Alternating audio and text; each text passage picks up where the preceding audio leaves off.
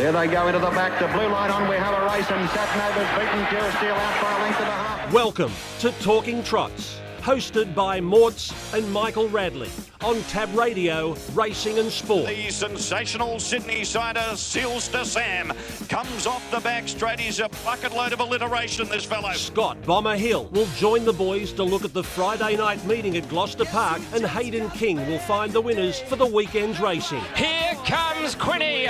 I'm the mighty Queen is 4 deep and letting go. Sit back and enjoy Talking Trots with Mortz and Michael Radley. I'm the mighty Queen is just in front. Dasher VC can do no more, and the West Australian champion has done it again.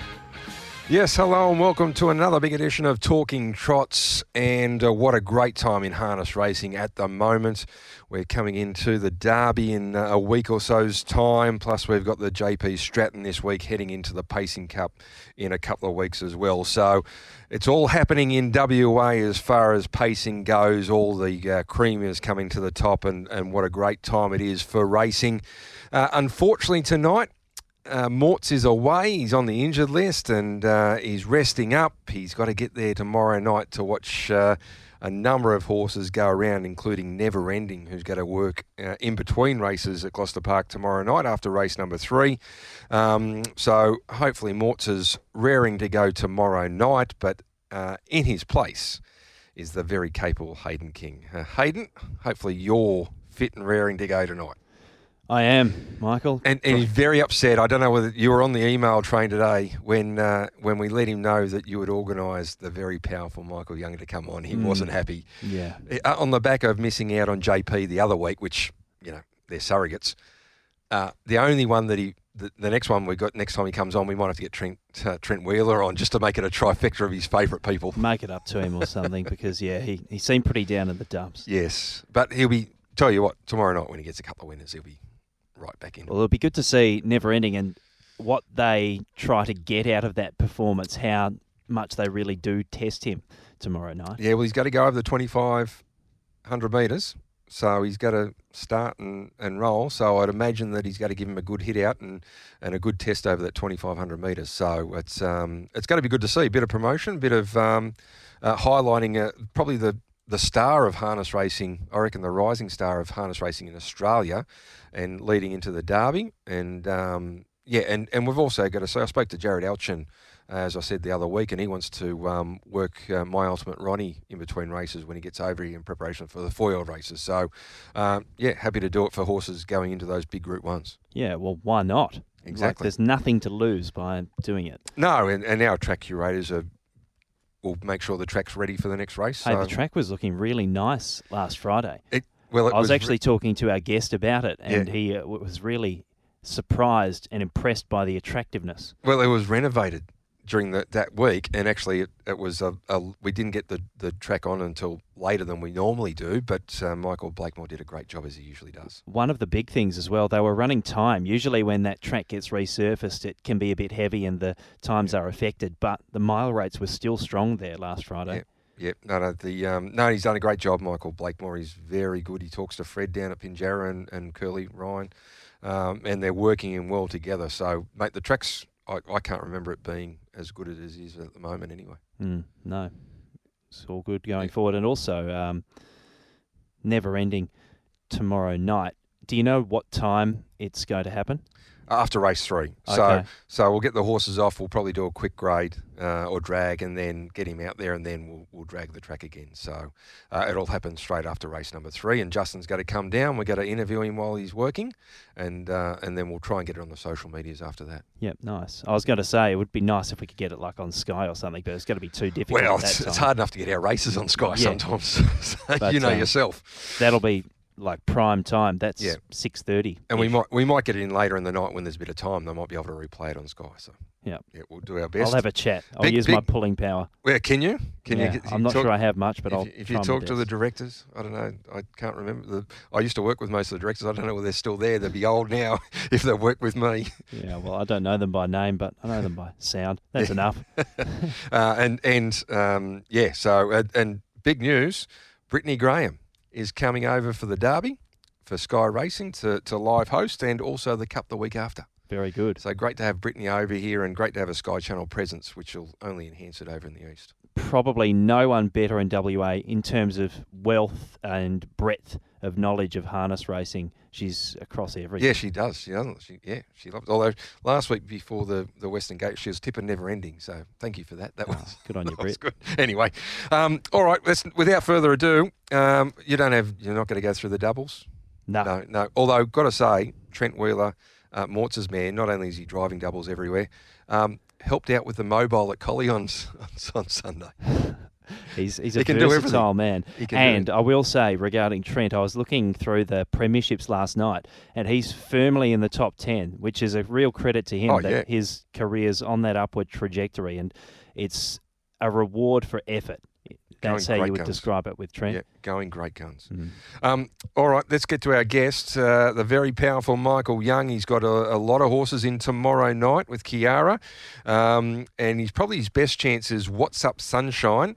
Let's go back to his last win, which was about 4 starts ago. Tell you what, it was a pretty good race that he won in. It was a really strong form race. Let's listen to What's Up Sunshine defeating Valentine's Brook. Leads by 1.5 metres.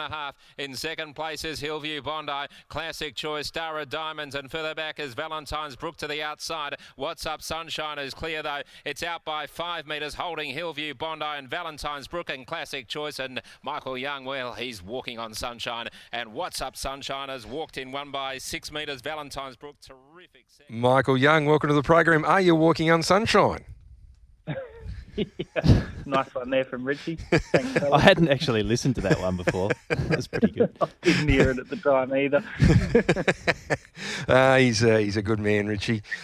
Before we get into your runners, Michael, you would have been walking on sunshine last Saturday at the Standard Bred Pleasure and Performance Horse Association of WA when you took the Mustang and that very good trotter, Fling and Wing It, and you cleaned up in the standardbred part of it, in the conditioned horse part of it. Yeah, I'd love to take all the credit. I was going to see how much credit he was going to take. Did Kiara you? got up early, and Kiara and Katie took them ones, and I toddled off back to bed and had a little nap. Well, you won. Let's go through them. Fling and Win It won the best presented.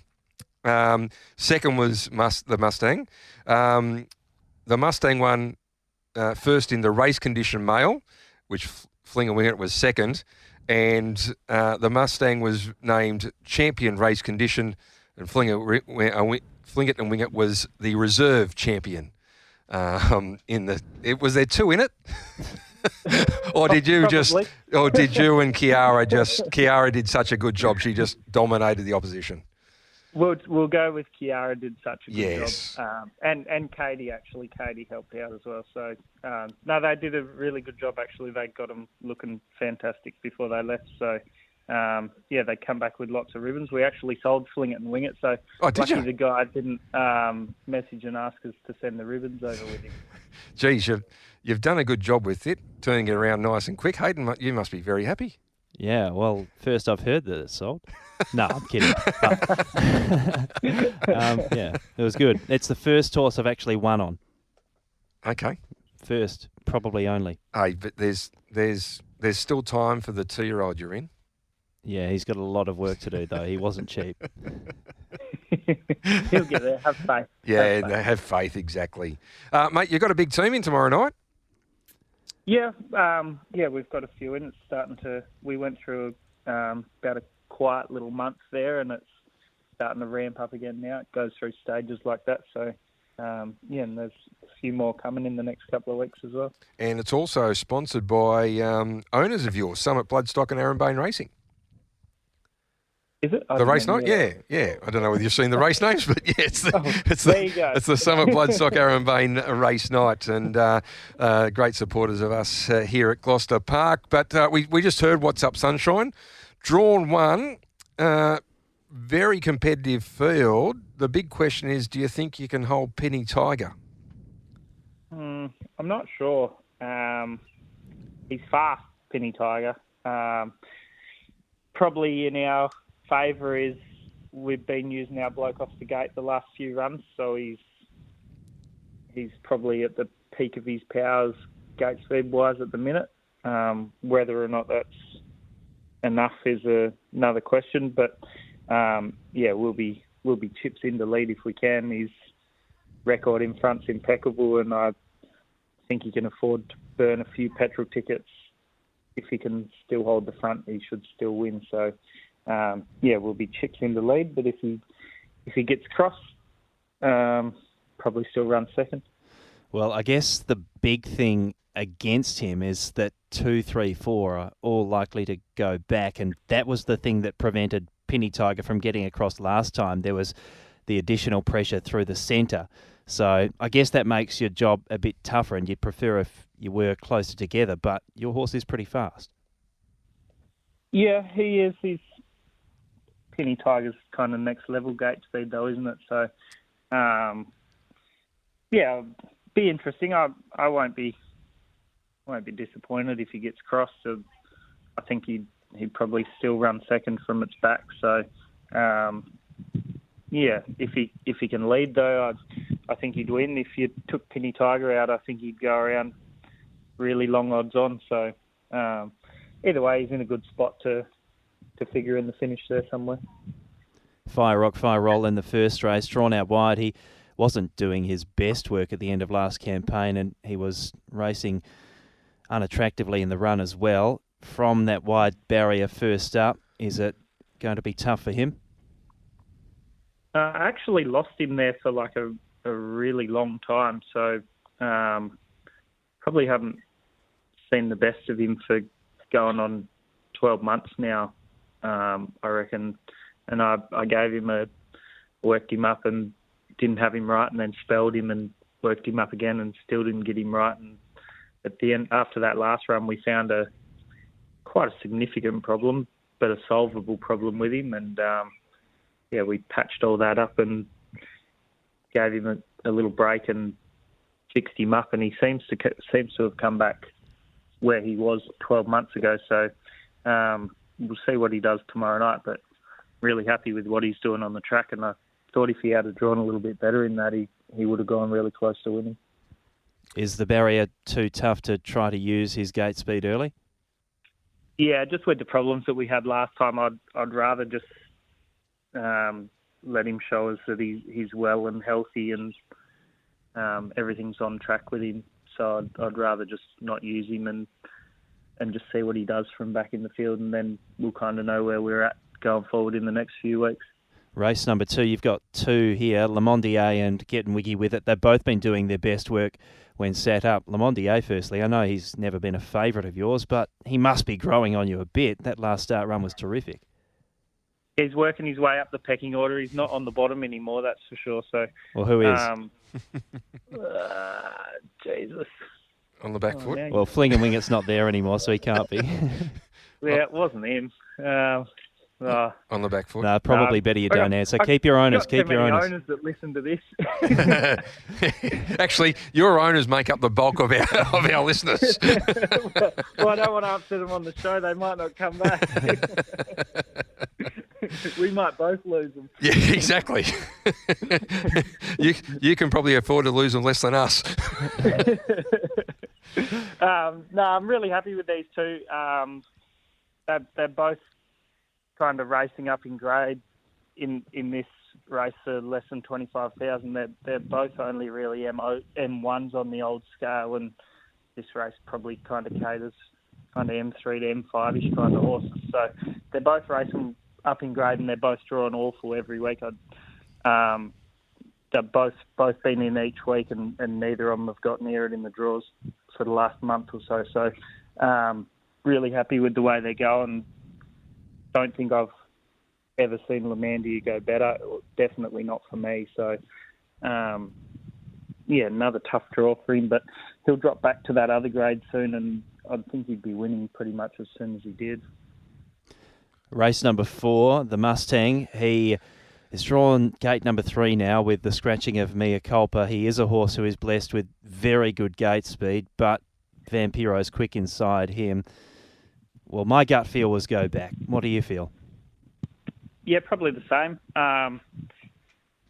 I'd really need to do a ring around and try and get someone to scratch from the free-for-all, because that track takes Patronus out and then Mustang can have Vampiros back. That'd be... well, 3 pegs isn't bad if you go 3 pegs. Oh, it's it doesn't look great, but it's probably where we're going to end up. Yeah. It's just a nothing kind of draw for him. Three's not great when one's got speed, and it just doesn't look good at all for him. So we'll sit him in somewhere, and I think he'll go good again. I thought he probably should have won last week if he had got out, and his trials and that beforehand kind of said to Emily before she went out, I don't think I've ever had him better, and I thought he kind of raced and showed that. So pretty happy with where he's at the minute. Just kind of need the right race for him. Yeah, I guess if you stay off, you could go forward, and then you might end up 1-1 on Valentine's Brook, who's going to stick on. And if you go 3 back, then you might be held up with Valentine's Brook at a horse like Blitz and By, maybe in the 1-1, and you never really get out. So I guess that's the conundrum you have to go through there. Yeah, it just doesn't look good at all for him, really. And the other problem is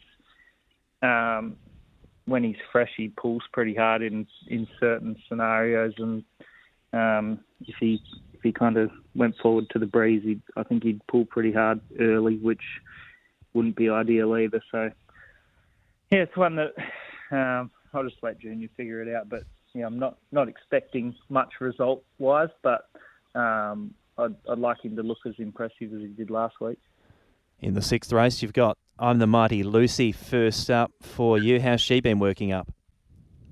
Yeah, she's been working up pretty good. She's never been one that does much on the track, ever really. So it's hard to get a real gauge on where she's at. But she was another one that we found a few little problems with at the end of the last prep, and her form for a while hadn't been anywhere near what we would expect it to be. So, found a few little issues, gave her a break, and now she's back, and she seems to be working as good as kind of she has without being brilliant. So, another kind of tricky little race with a tricky little draw. So, not even sure how we play that one yet, but again, just kind of sit her in somewhere and let her get home and let her tell us where she's at and what we do going forward in the next couple of weeks.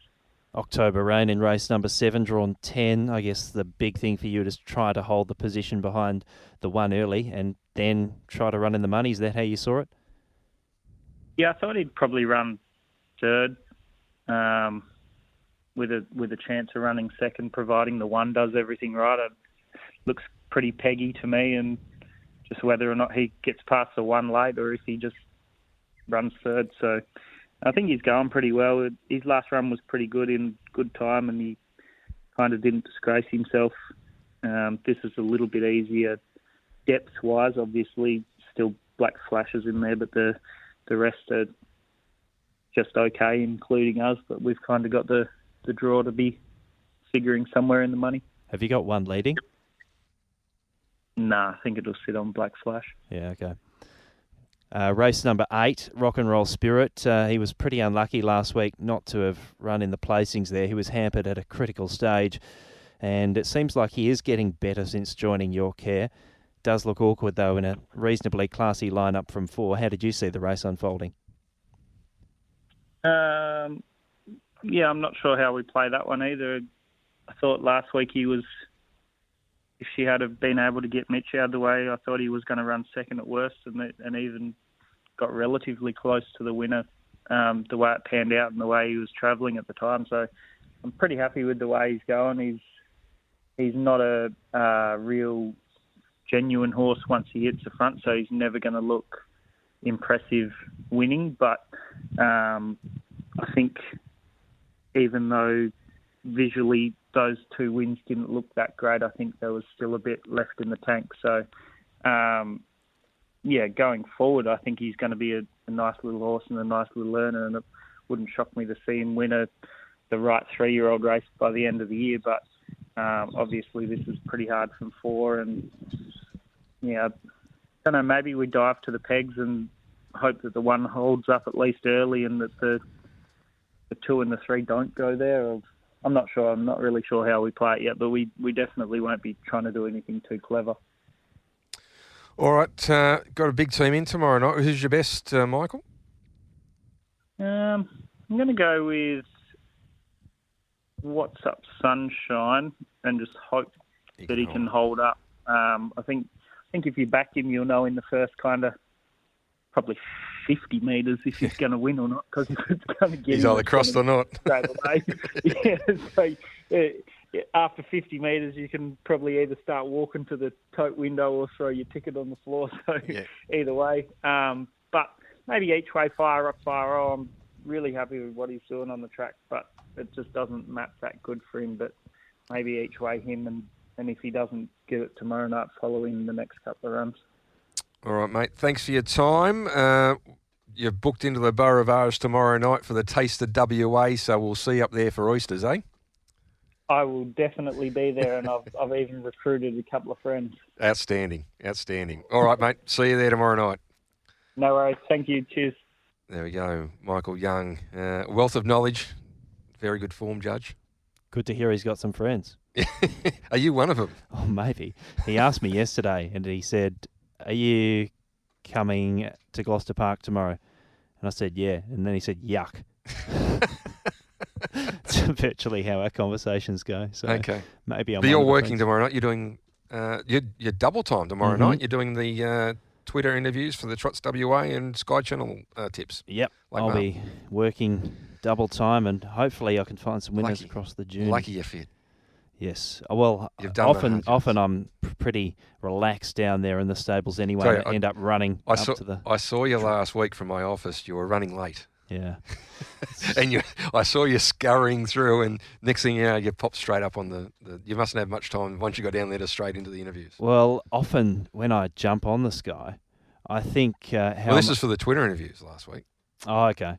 Yeah, well, I'm all over the place. But when I'm doing the Sky, I usually run up, and then I've got to catch my breath quickly and go for it. And generally, I must have a good aerobic capacity, because I don't reckon you could tell that much. No.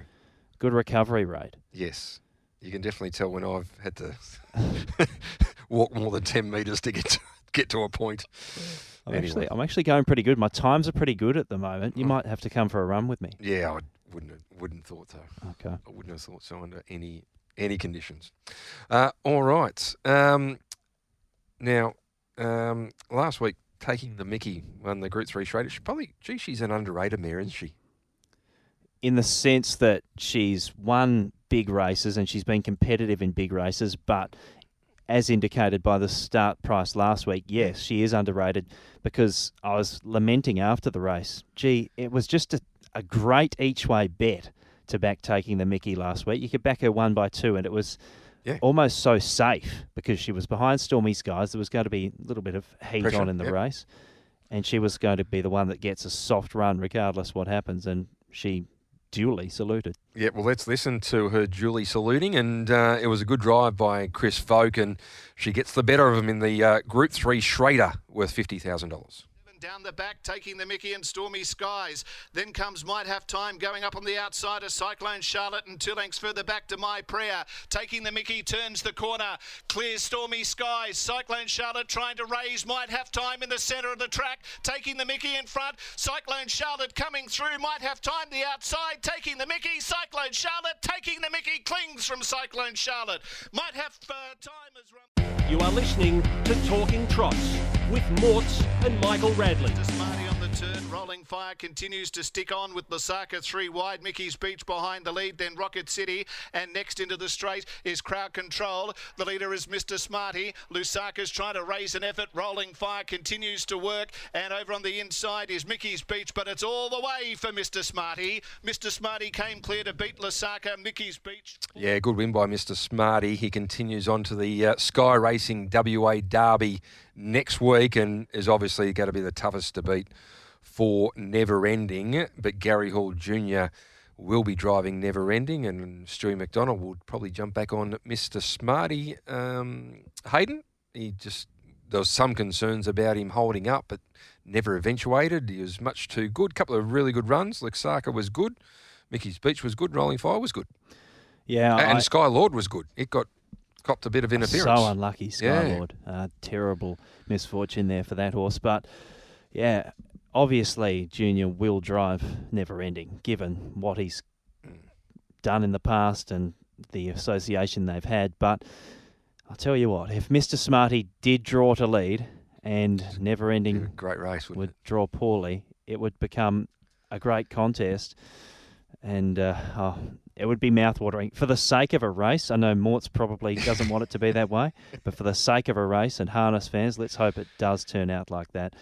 And also, you touched on the gate speed issue. He didn't begin that well, but then he mustered. Yeah. And I did ask Gary after the race, I said, did he not have that much gate speed? And he said, no, he's probably still just learning, a bit new to it. So it's really good for him that he's had that experience coming out from behind the mobile, and now he knows what to do when that green light comes on. So it bodes well for the big one. Yep. Speaking of Morts, this segment is brought to you by Retrovision, your local WA electrical appliance specialist.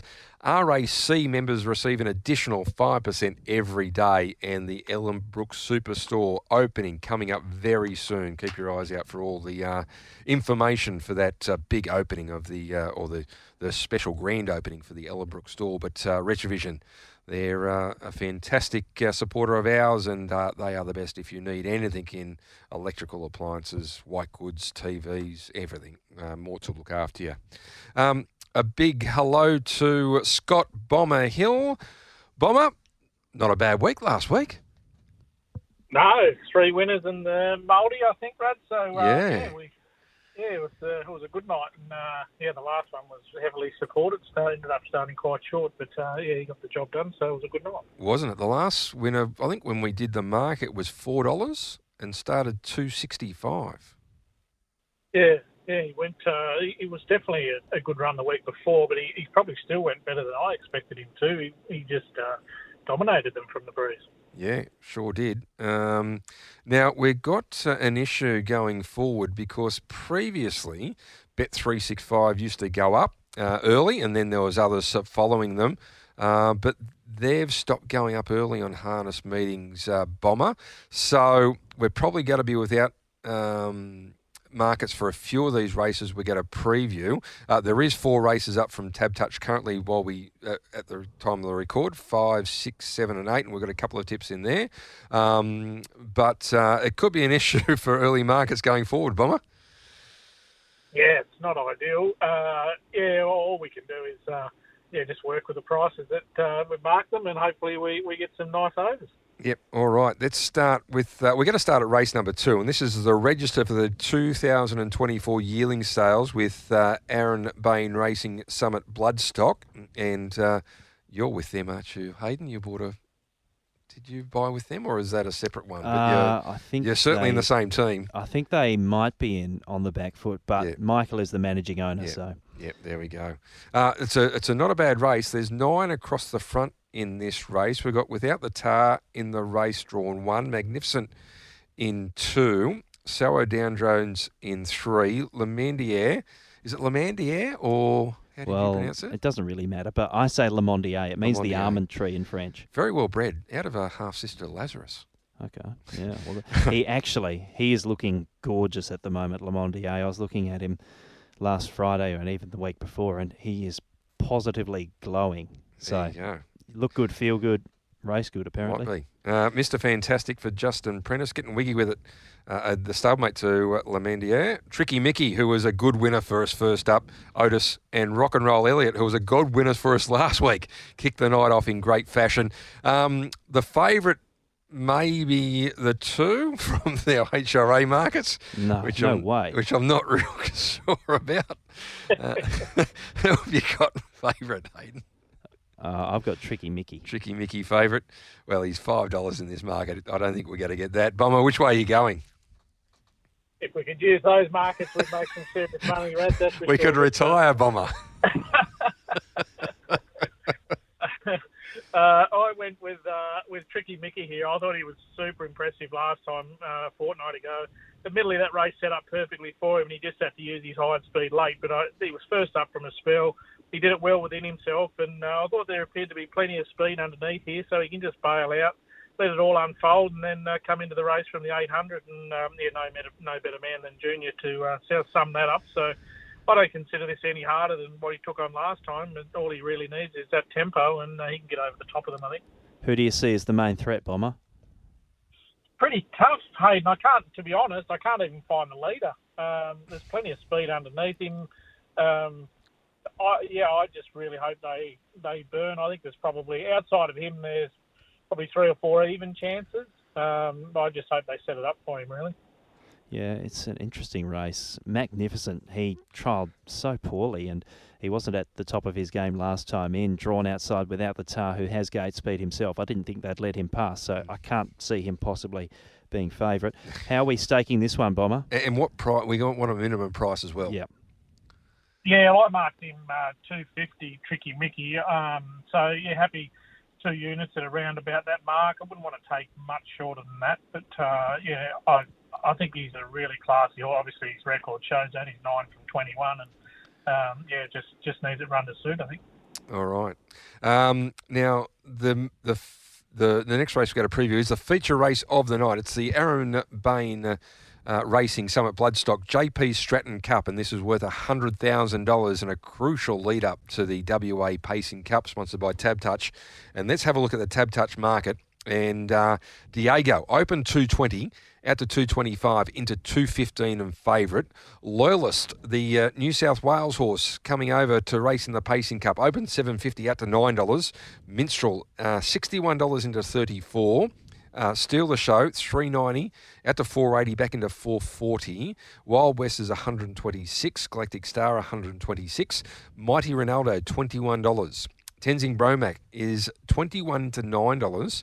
Magnificent Storm, drawn the visitors' barrier again. Barrier 9 for Magnificent Storm. He's at $650. Inside the back line, we got himself at $20. Prince of Pleasure at $19, and Jumping Jack Mac at $16. Bomber, crucial lead into the Pacing Cup. Which way are we going? Yeah, I thought Diego could win it at the start. I know he was crossed by Steal the Show a couple of starts back, but I think that was more of a surprise factor with Diego just expecting to roll out and hold, and they really pushed the button with Steal the Show and crossed him. I think the fact that Steal the Show couldn't cross Jumping Jack Max last week would suggest that he can't cross Diego if he begins as quick as he possibly can. And he was really good last start, Diego, and he run the gate the start before that from 6. And I think this is his race. We've seen that the free-for-alls are dominated by leaders, and I do think he will hold up.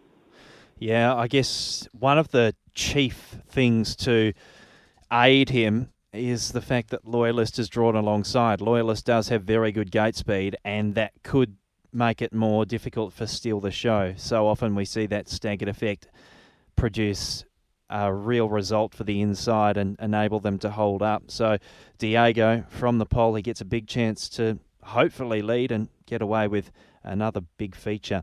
How are we staking this one, Bomber? Yeah, 3-unit bet. We can be super confident if he holds up. And, yeah, I'm a bit like yourself. I think this is his chance to lead. So, pretty confident. All right, it's time to take a break. Now, tell you what, I thought Valentine's Brook a little bit stiff not making the Brennan second reserve. Thought it made a case. It's been going really well. Won last week. But is the second reserve, and still time for it. It goes around in race number 4. If it can win race number 4, then it presents as a real chance of making the Pacing Cup. He's in top form. His last run was exceptional, coming so deep and finishing it off in the fashion that he did. So a horse that's been building up slowly this campaign. Jocelyn has been reluctant to totally open him up. Now he's getting to the stage where we're getting to see his true potential and what he can produce. Yeah, well, everyone thought over the mile it was going to be a leader's race, but I tell you what, Valentine's Brook had other ideas, and let's listen to Valentine's Brook being too strong in the end for Blitz and Buy. Running up behind those are the Mustang on the inside. Al Capone is What's Up Sunshine had dropped off, and Blitz and Buy joined now by Vampiro. Vampiro moves up to Blitz and Buy on the outside. Valentine's Brook coming at Vampiro on Blitz and Buy. Valentine's Brook, Blitz and Buy, Vampiro. Valentine's Brook finishing the better, gets there from Blitz and Buy. Vampiro and on the inside. Talking Trots with Mortz and Michael Radley on Tab Radio, Racing and Sport. Marcus Alcipi's Delight back on the pegs. McLarney has one off. On the outside is Rocker Ball. Further back to Hoppy's Way, the Kraken, but into the straight. It's Rock and Roll Elliott first for home. He's 2.5 in front. Getting up on the inside, Alcipi's Delight. Boxing on, codename Marcus Rocker Ball, but it's all Rock and Roll Elliott. Down to the line, 2 lengths Rock and Roll Elliott from codename Marcus. Rocker Ball maybe... It kicked our night off really well last week, Rock and Roll Elliott. The young sisters combining. And congratulations to Dave Clement, one of the part owners of Rock and Roll Elliott. Dave's a member of Gloucester Park. He's won a few at Gloucester Park now. This was his first winner at Gloucester Park. I think he turned 92, either this week or last week. And he's a great man, Dave Clement, one of the really true gentlemen of our membership. And it's great to have him having an interest in harness racing at 92, turns up every week, and he's just a wonderful guy. Yeah, well done, Dave. Good for you. And Rock and Roll Elliott, as soon as he held up, he was just absolutely bolting in the run, never going to lose. No, it was not, and the 2:45 was we were looking on good terms with ourselves to kick off our night, which was the opening tip for Bomber. Now, a man who's not quite at 92 is Ross Fitzgerald, and he's our man at Steel Blue Boots, and they sponsor their segment. They're built for comfort, made for work, well over 700 stockists nationwide. They're a mark of true skill, and if you go to steelblue.com, you can view all the range of premium work boots, and they are the best premium work boot in the business, and our man Ross will be there tomorrow night to cheer his 4 or 5 runners going around and never ending who's working after race number 3. All right, let's have a look at the next race we're going to look at, and it is the race number 7 over the short course, and this is a pretty interesting race. We've got Perdue ad Astra at 2:30, drawn the pole. Mr. Editorial at 1:26. I'm the Black Flash, getting ready for the Derby, buttering up again. He's 170. BJ's Boy 21, Judy Bound 21, Longreach Bay 41, Rambo Rabbit 17, Beleza Nera at 34, Burley Shard at 126, and October Rain, the sole runner off the back line, $16 into $10. Bomber, which way are we going in race number 7? Yeah, he's short from the Black Flash, but I thought he was still value. He's starting to live up to expectations, this horse, and I think he'll just dominate here. Per Ardue and Astra has plenty of chinks in his armour, and I'm not convinced he'll even hold Rambo Rabbit here, so he can really fly out when he lets go. And I think Junior can just let those two go and sort of sum it up after 600. Probably roll to the breeze and look to dominate from there. I thought the $1.70 was actually really good value. Yeah, honestly, I was actually a bit surprised at the price as well. He's been 180 down to 170. I just thought there were a couple of ways he could go around it. I didn't think Rambo Rabbit was any chance of crossing personally, but I don't think it will matter to the end result, and it doesn't seem like you do either, Bomber. How are we staking it? Yeah, I think we can get stuck in a 5-unit bet. Like I said, he is pretty short, but still, yeah, plenty of value as far as I can see. All right, and the final race we're going to have a look at is race number 9, and there's no market up for this race, Bomber, but it is a 3-year-old and older race. Infinite Sign looks the one to beat from the Bond stable. Denny Roberts in the sulky. Drawn barrier 3, but we've also got High Price, who's drawn 12, so outside of the back line. This again over the 17.30, which makes it hard for High Price to get in the race. What do you think about this race? Yeah, well, I'm really just hopeful that they put up the wrong price, Infinite Sign. You look at his figure form, it's not great. He's gone around at $16, $23 and $15, but the horse is actually flying, I think, and all 3 runs back been really good. I think anything north of $1.50 here will be good value, and we could even get some really nice meat on the bone if they get it completely wrong. I can't see anything beating him. It's a massive drop in class, and I think he'll just bully his way to the front and win. I think it's wishful thinking, Bomber. Greg and Sky Bond, Denny Roberts, they don't slip under the guard easily, these kind of horses, and particularly Infinite Sign, who did his very good work last campaign when leading and has shown some gate speed in the past. There is a bit of pace outside. He's Royal Blue, can get out quickly. Maddie's Nino led throughout the week, but he does look the leader and he does look the winner. Are we opening the shoulders again? We are. We'll go with 5-unit bet, and as you say, it may well be wishful thinking, but yeah, we can always hope. And what he'll price? get the job. What price are we prepared to take, Bomber? I wouldn't take less than $1.50, but I really do think he's probably $1.10 chance, to be fair. Okay. But, wow. He's more confident than me. $1.10. He'll lead and win. The mile. This is a massive drop in class. The only horse who could possibly get near him is higher price, and he can't do it from the back line. So. No, I don't think he will lose, but yeah. Well, no, I think he'll win. Very confident, and suffice to say, if you've got a multi for us, Bomb, because you're very confident in the last two that you tipped, are we going to keep on charging in? I think they're the two, Rads. For those that don't want to sort of open up the shoulders on both of them and have a couple of 5-unit bets, I think they just take the multi. I can't see either of them getting beaten. We're definitely going to see north of $2 anyway for the two of them. So, that looks to be the night, I think. Well, On the Black Flash is at 170 with Tab Touch. If we get the 150 about him, it's 255. So even if it's 140, it's still going to be that 245 sort of thing. Well, I don't think he'll be ridiculously short, but he'll be favoured. As long as he's not $1.10, Bomber. That's the main thing. We won't launch in at $1.10, but I'll be staggered if he gets beat. Okay. All right, beautiful. Well, mate, we had a big win last week. Hopefully it continues this week. Once again, thanks for your time. Next week, the WA Derby, and what a race it's going to be, hey, mate? So looking forward to the field and the all-important barrier draw. Oh, absolutely. It's going to be, barrier draw could well and truly set this race up or break it. So we'll wait and see. All right, beautiful. All right, mate, thanks for your time, and we'll speak to you next week. Thanks, guys. Have a great night. There we go. Scott Bomber Hill, very confident later in the night on the Black Flash and Infinite Sign. And with the strong stables as well, Hall and Bond. All up the two big guns. Pretty hard to beat. As I said earlier, I was looking at the premierships last night, and Greg and Sky are double anyone else. But Hall, despite the numbers dwindling and focusing on the quality, he's still in second place. Still getting the winners. That's right. He sure is. Now, speaking of what a derby is going to be, we just spoke about it. Never ending, Mr. Smarty. Then you can throw in On the Black Flash, Fess Up, Skylord, Rolling Fire. It's going to be a good race. It's going to be one of our best in a long time, I think. And they've been racing apart as well. You see, you got the 3-year-olds have been racing the year, but then you got Fess Up and On the Black Flash who've been racing the older horses. So when they come back in, I think it's going to add to it again. On the Black Flash won again last Friday night. He took his record to 7 wins and 3 placings from only the 16 starts for On the Black Flash. He's a bay as well. He doesn't look a bay. No, he's a very dark bay. He's very dark.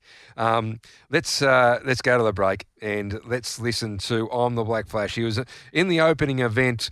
He looked to have the barrier draw to turn the tables on Fess Up, and that's exactly what happened for Gary Hall Jr. and Senior with On the Black Flash. Bay and Burley Shard. I'm the Black Flash on the turn. Drew a length in front of Fess Up. Blitzanera to the outside and 2 lengths to Vintage Blue and October Rain. Into the straight, it's I'm the Black Flash. He's 2 in front of Blitzanera. Fighting on Fess Up. Then comes October Rain. But I'm the Black Flash clear inside the 50. And I'm the Black Flash goes on to win by a length from Blitzanera.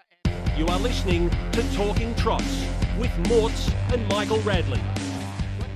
To the split and he goes for home here. It's Ultimate Ronnie, leads by 6 metres on All Stars Frankie. A battle for third, up on the inside is My Ultimate Skeeter, and down the outside finishing on is I'm in Trouble, but it's all My Ultimate Ronnie, and My Ultimate Ronnie cruises in to win. My Ultimate Ronnie first, All Stars Frankie second, third home in the race.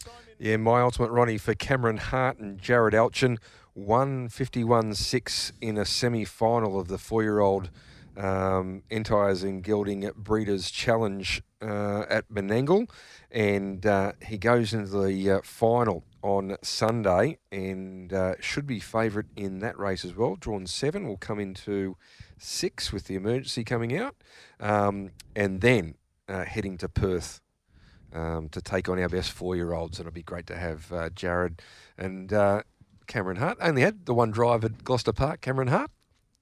And it's been a good one? It was a very good one, a win in the Nullarbor. So he's coming back, hopefully, to drive my ultimate running. All things going well on Sunday at Menangle on the Big Breeders' Challenge Day. Now, this segment's brought to you by Loans 123, car loans, debt consolidations, or your personal finance. The main to see is the new nut Steve Sell at loans123.com.au or 1800 100 100, and they're still doing the things the banks can't. And he's a great man, Stevie Still. Go and see him, and he'll make sure he looks after you with all your financial needs. All right, let's have a look at what's coming up. We got Gloucester Park on Friday night, and in conjunction with Gloucester Park, we've just had a look at the meeting. We've got Bunbury on Friday night. We've got Narrogin on Saturday. Both have got 7 races, and Narrogin on Saturday, the first race starts at 6:06. Then we have Sunday off, and then Monday we head to Pinjarra. 9 races, and it is the feature race is the Don Randall Memorial Cup stand start over 2631 metres with $35,000. Street Hawk goes around for Team Bond and Denny Roberts. And then Gloucester Park on Tuesday, another 9 races. The first race starting at 4:21. And I should say Bunbury on Friday night, the meeting in conjunction with Gloucester Park. Actually, it's a day meeting, of course. It's before Gloucester Park because they're getting the lights repaired. 2:17 is the first at Bunbury. 7 races and pretty good fields at Bunbury on Friday. Good solid fields all day. So if you're in the Bunbury area, make sure you call in and see Jonathan and the team at Bunbury on Friday, and then Gloucester Park Friday night. What do you got for us? Where are you going? I'm going to Gloucester Park Tuesday. Okay, got to wait all weekend. Firstly, that Don Randall super race. Bellissimo Acquisto's won 3 from 3 since arriving here. Luca is being a real force for Bill Hayes at the moment down there, and Bricky's dream for Robbie Williams. Speaking to Robbie prior to that first up run, he was indicative of a really positive campaign, and a third first up led into a win second up, and then you touched on Street Hawk, but also Karana, who's 4 from 4, and notwithstanding the handicap, cannot be totally ruled out. That is a top race. Yeah, a couple have been really impressive, including that Bellissimo Acquisto. Geez, he's been real impressive in his 3 starts, hasn't he? Yeah. Interestingly, bred by Kiwi Made. Yes. Interesting, isn't it? Like, haven't heard much of him. He's obviously a local stallion over there in New Zealand, and had a couple of nice horses, but yeah, this could be his We've best. seen a few like lesser sires have success here in the West. We've had Raging Bull, who's the sire of Wild West. There was that Net 10 Eom. Yep. Don't really know what that means, but I've seen his name bob up over here as well. So interesting that they have their local stallions and they're actually getting some results from them. So, and it's not a deterrent for buyers in WA to get hold of them. No, because once they've looked like they're going good, that's the main thing. Yeah. Unlike a yearling sale where you're sort of going, sire, I don't know. It can be a bit hard. As Bill Horn said, once that blue light comes on, exactly. Mum and Dad can't help you. Exactly. But yeah, I think he's done a good job, Kiwi Made over there, considering he's not a big name. So yeah. All right.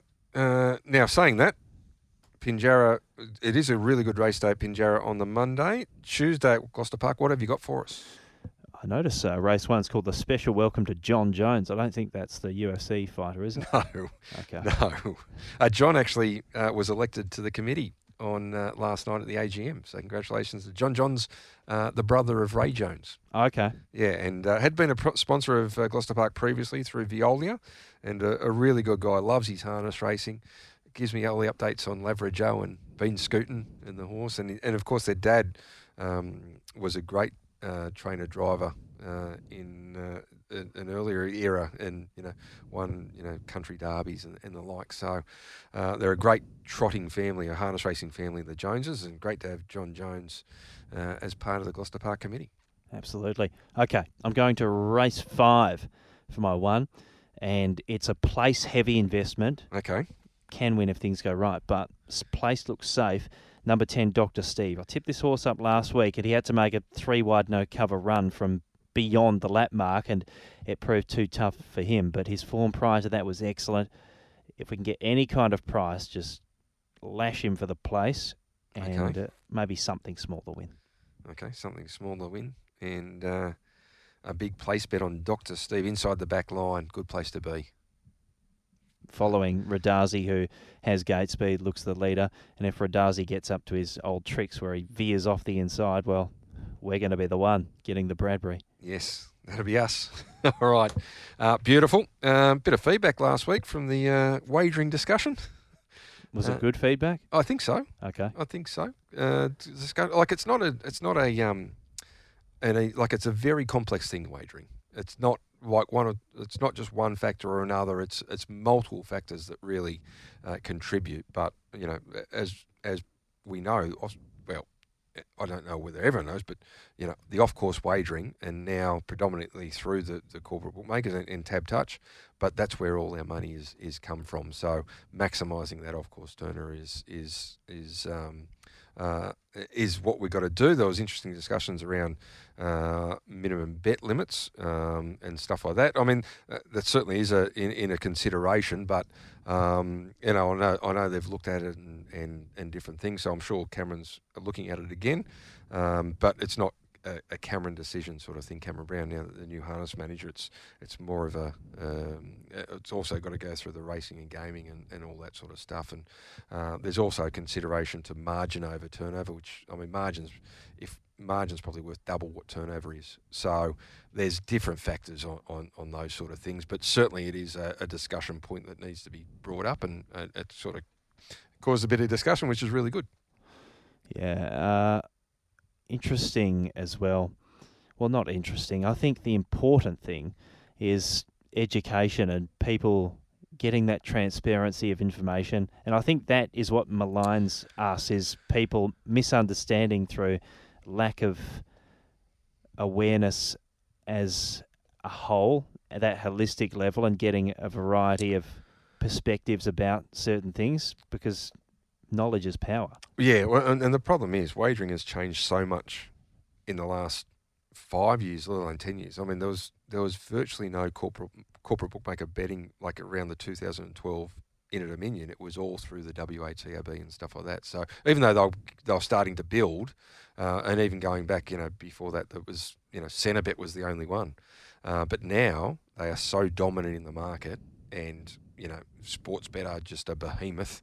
And Tabcorp as well, they're just going at each other, and then you've got Ladbrokes who are building their market share as well, and you've got Tab Touch for our side, which is obviously big in WA, but as a national market, isn't as competitive over there. So and just the way we bet, like fixed odds, wasn't done by any of the bookmakers on Trots 10 years ago, and now it's 60 to 70% of the market. So it's not just whatever we turn over, we get a percentage of. When we talk about margin over turnover, then you start getting into really technical things about those sort of things that generate revenue for the industry, not just. So it's actually it's really interesting, but it's really in depth. Like it's not easy to explain in a short grab.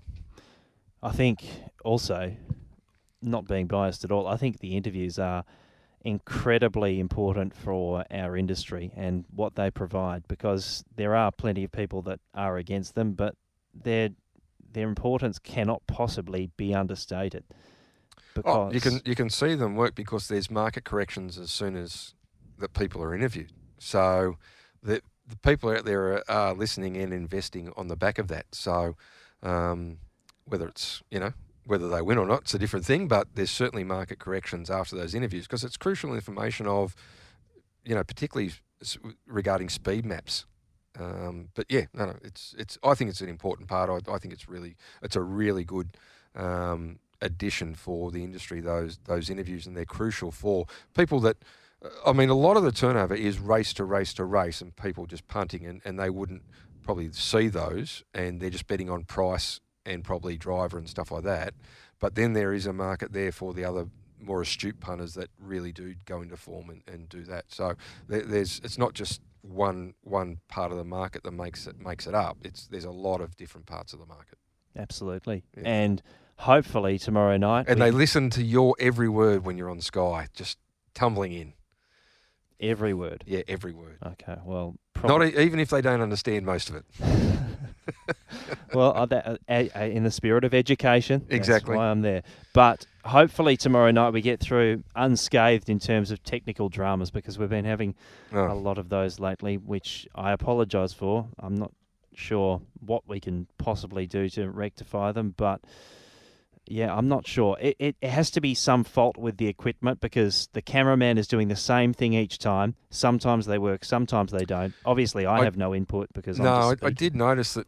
I don't know what it was with the microphone, but the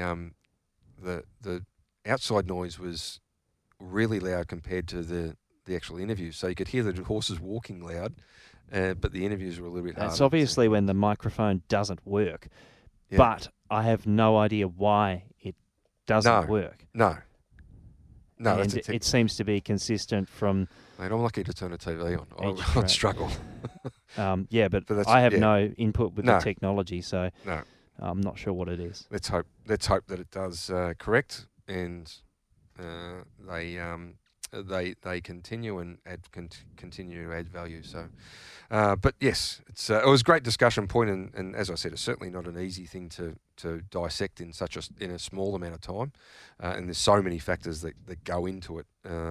But yeah, it's so crucial to the industry and to the funding of the industry to make sure that we continue to get this high stakes money and improve it, because you've got to pay for your horses.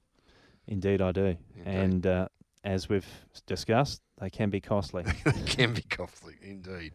All right, mate. Mortz will hopefully be back next week when he's back on deck. Thanks for your time as usual for filling in. No worries. Good luck tomorrow night at Gloucester Park. We're listening to your dulcet tones both on the Trots WA Twitter feed and also Sky Racing. Good luck. And thanks everyone for listening. Until next week, it's bye for now.